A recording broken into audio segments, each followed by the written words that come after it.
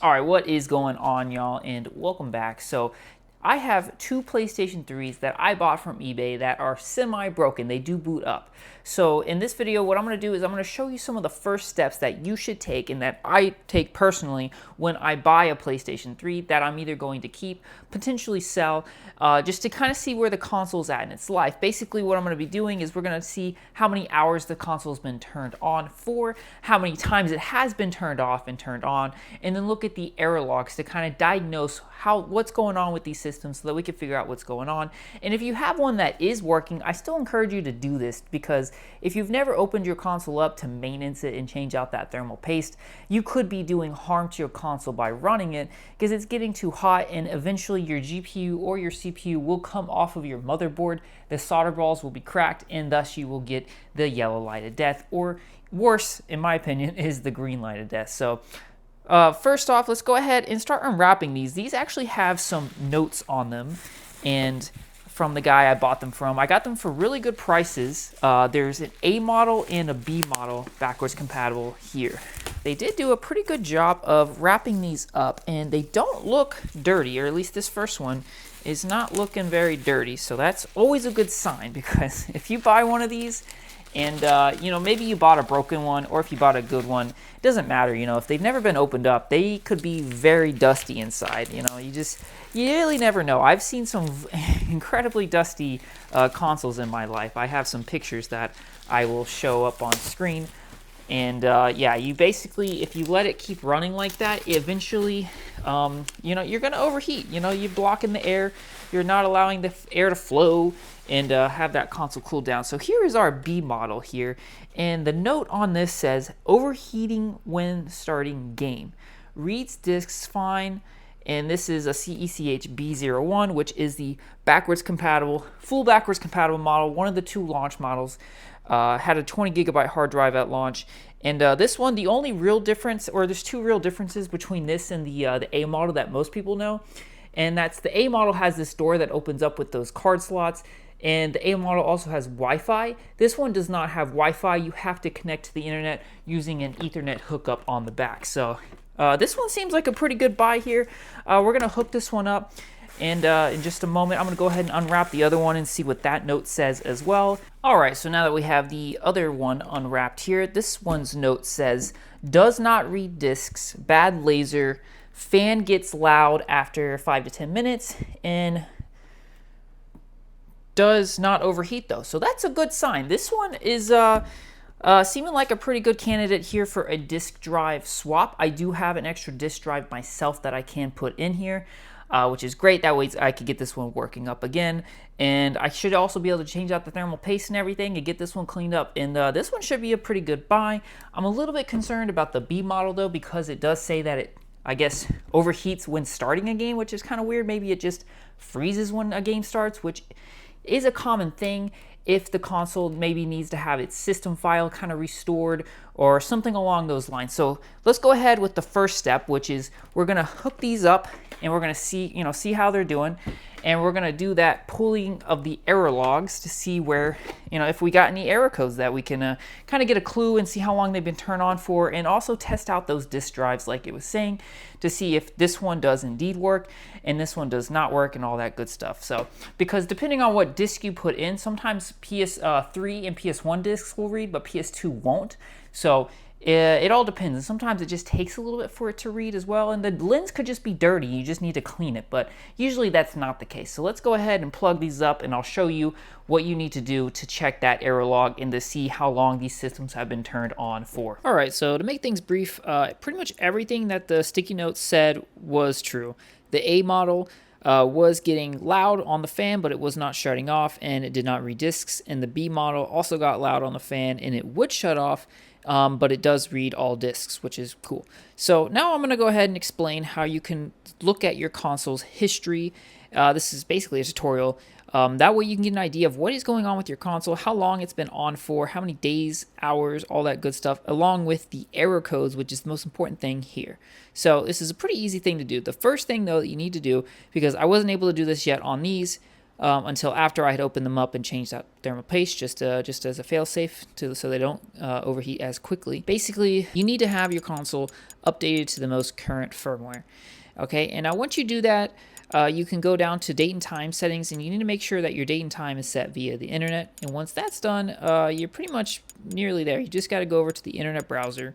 And when you're in the internet browser, there's quite a few things we got to do here. So first up, you got to hit triangle, go up to tools, and you want to go to the browser homepage, and you want to click the button here that says set homepage as a blank page. Okay, and once that's done, go back up to the tools, and now we can start clearing out all of our like search history type stuff. So there's 4 options here. There's cache, authentication information, cookies, and XXX. I forgot what that last one is, but there's 4 of them here. And once all of those are cleared out, go ahead and just close out your browser. All you gotta do is hit circle and then hit yes, and then open it back up. Now we're gonna go to this website that is ps3toolset.com. Okay, and then once you're on this, it's going to take probably about 60 seconds or so to load up the page. It's going to ask you to run a plugin. You just want to hit yes on that. And then when everything's finally said and done and everything went well, you should get a triple beep.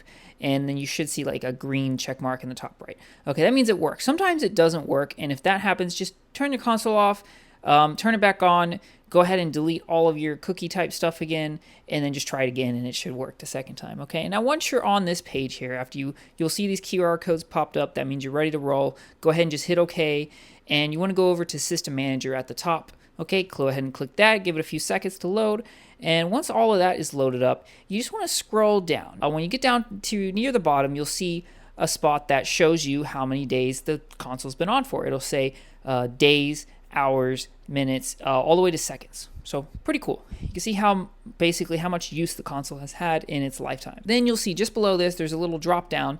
If you click that where it says error logs, it's going to show you the last 30 or so codes that are in the error log.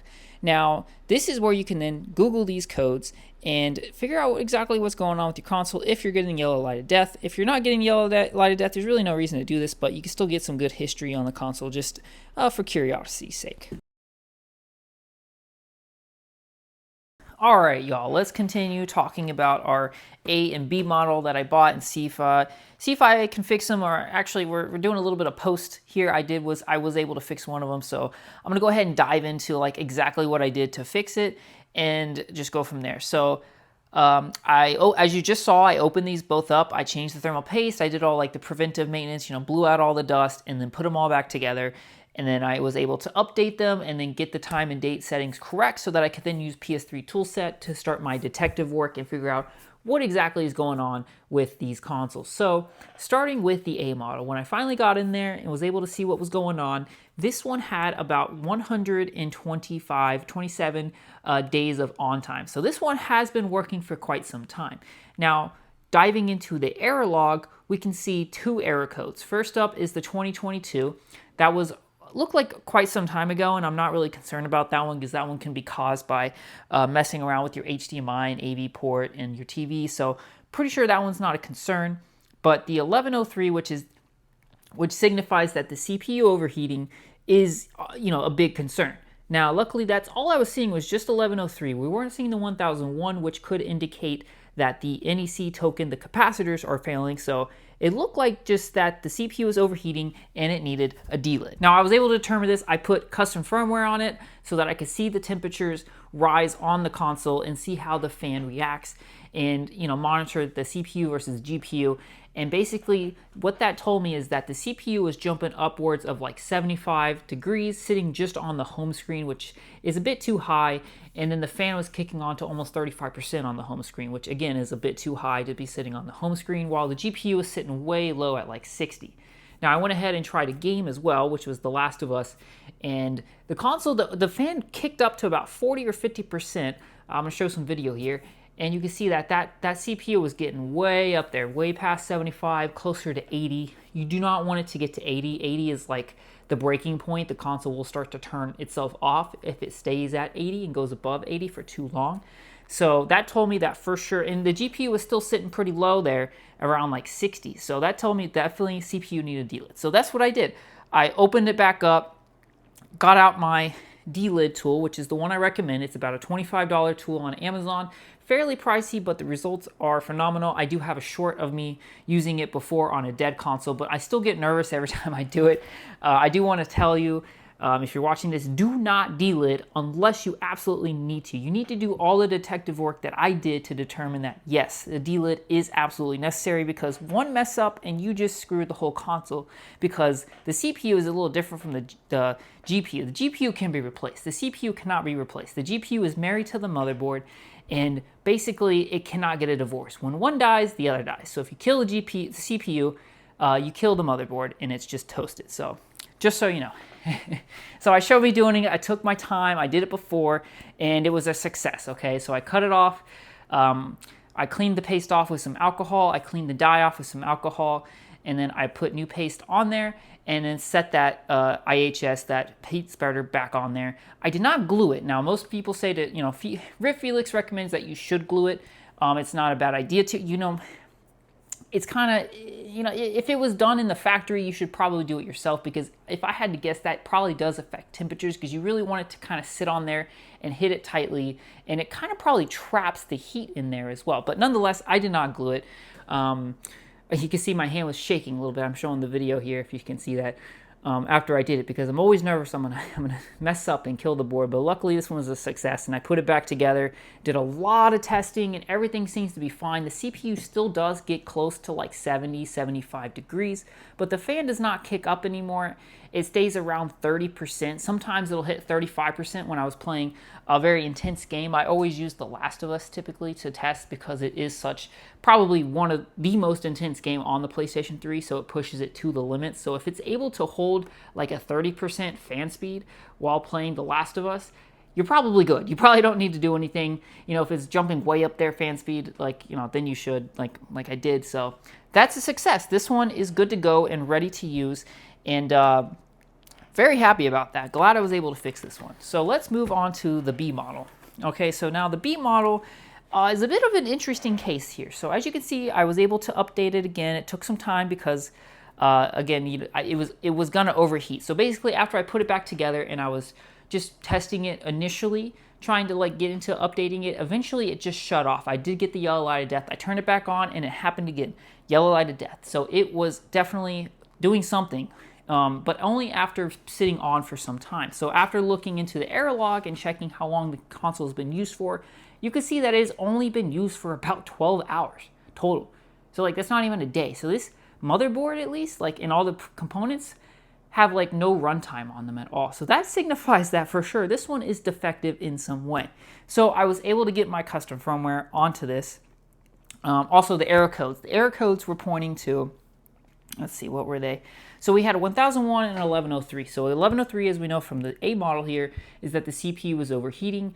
And then the 1001 is a little bit harder to diagnose. That one can mean that the capacitors on the CPU side are going out. But because it can also mean that maybe the power was cut or it overheated, whatever, that can still indicate that. So basically the 1001 doesn't always mean it's the capacitors. So this one I'm just a little bit unsure of right now. So after turning it on though and using the custom firmware so that I could see temperatures, I put it to the stock fan curve, the Syscon fan curve, and I watched the temperatures go up. And as you can see here, I was just about to switch it from the Syscon to something else better that would keep it cooler. And I saw that the fan stayed at only 20%, and the CPU temperature rose all the way up to 80 degrees. It hit just about 79, 80 degrees when I was like, okay, I gotta turn this thing off. And so I hit the button to hit save and then restarted the console so that the new fan speed could be initiated. I turned it to the 68 degrees. So that tells me that this one might be having trouble with the stock fan curve setting. It seems that the setting is not telling it to ramp up its fan speed until it hits way too high on its CPU. So that's definitely a big, we don't want that. So to continue my testing, I went ahead and set it to where it would stay at 68 degrees Celsius no matter what, whether it's CPU, GPU, and just ramp up the fan speed. And when I did that, the console was able to maintain a good temperature, but the fan had to keep jumping up and down, jumping up and down. Basically, it kept on having to work hard at keeping just the CPU, it looked like, from overheating. So I'm a little bit confused on this one still, but I ended up starting up a game, and again, the fan was like ramping up and keeping it like at 68, and the game was running though. This again was The Last of Us, and at some point I cut it off because, you know, the fan was just going too crazy. So as of right now, what I've determined on this one is that the stock fan curve is like possibly bugged out, and it's not turning up the fan speed like it should, because it should be hitting like 70 to 75 degrees Celsius and popping up the fan to at least 25 and then upwards of 30% after that. So there could be something wrong with the stock fan curve on this. It could also be that the CPU is defective and that's why it's overheating. It could be those capacitors. I'm not 100% sure yet, but those are basically the two things that I've determined, that it's obviously overheating and the stock fan curve is no good. So basically my next step on this one is I think I'm going to, what I'm planning to do is I'm going to delid the CPU, and I'm also going to probably delid the RSX. I don't know for sure yet, but definitely the CPU, and then continue testing from there and see what happens. And see if it can maintain a stable temperature on the syscon, or at least see if the syscon is the problem. And from my finding, I should be able to adjust the stock fan curve on this PlayStation without needing custom firmware. I think you may need it to do it initially, but anyway, that's my next project, is to try to figure out if I can keep this one from dying, because it seems to be just a defective fan curve and then just needs to be delidded, and it should be good to go. I mean, it's only got 12 hours of time on it, so hopefully it's not the capacitors, but we'll see. So that's kind of where I'm at now. I'm going to leave this one for another video. So that's pretty much it from me. This is how you do it. If you need to learn how to use PS3 toolset, I'm either going to put that before this clip that I just shot, or maybe I'll put it right now. We'll see. So thanks for watching. That's kind of how we're going. That's what things have been up to. I'm glad I was able to fix this one. Hopefully I can fix this one, and we'll see what goes on from there. If you have any questions or anything you'd like to say, definitely let me know down below. Any suggestions, any of that stuff, please let me know down below. Thanks for watching, and I will talk to you in the next.